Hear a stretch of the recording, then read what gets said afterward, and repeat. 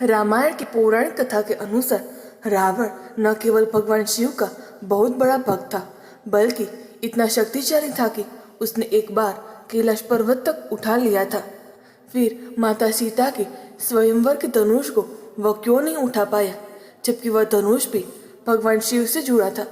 क्या है इसके पीछे का रहस्य, आइए जानते हैं। रामायण के कई किस्से न केवल दिलचस्प होते हैं, बल्कि बहुत सीख देने वाले भी होते हैं। इन्हीं में से एक पौराणिक कथा रावण से जुड़ी है। कहा जाता है रावण ने एक बार कैलाश पर्वत तक को उठा लिया था और वह भगवान शिव के एक बड़े शक्तिशाली भक्त के रूप में भी जाना जाता था। उसके लिए कुछ भी कर पाना असंभव नहीं था। लेकिन जब माता सीता का स्वयंवर हुआ तो उसमें रावण को भी आमंत्रण मिला था, लेकिन वहां वह भगवान शिव के धनुष को नहीं उठा पाया। लेकिन क्यों? माता सीता के स्वयंवर में जो धनुष रखा गया था उसका नाम था पिनाक। वह भगवान शिव का धनुष बहुत ही शक्तिशाली और चमत्कारिक धनुष था।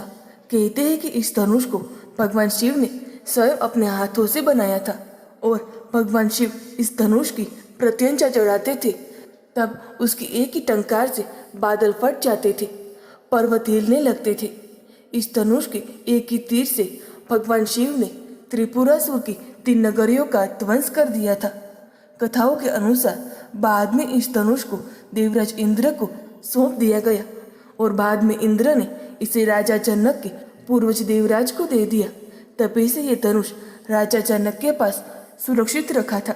एक बार जब अचानक बाल्यावस्था में देवी सीता ने उस धनुष को खेल खेल में उठा लिया था तो उसे देखकर तभी राजा जनक ने तय किया कि जब उनकी पुत्री इस शक्तिशाली धनुष को उठाने का सामर्थ्य रखती है तो वह उन्हीं से सीता का विवाह करेंगे, जो इस शक्तिशाली धनुष को उठाकर इस पर प्रत्यंचा चढ़ा सकेगा। जब रावण को स्वयंवर में बुलाया गया तो ऐसा नहीं था कि उसमें सामर्थ्य नहीं था उस धनुष को उठाने का, लेकिन भगवान शिव के इस धनुष को उठाने के लिए शक्ति की नहीं बल्कि प्रेम और उदारता की आवश्यकता थी।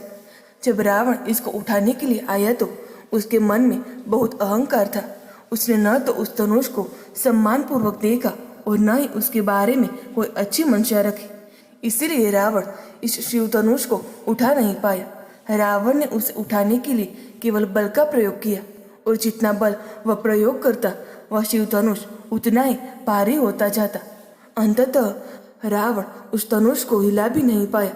जब भगवान राम की बारी आई तो उन्होंने न केवल उस धनुष को प्रणाम किया बल्कि धनुष की परिक्रमा की और फिर उसे प्रेम पूर्वक उठा लिया।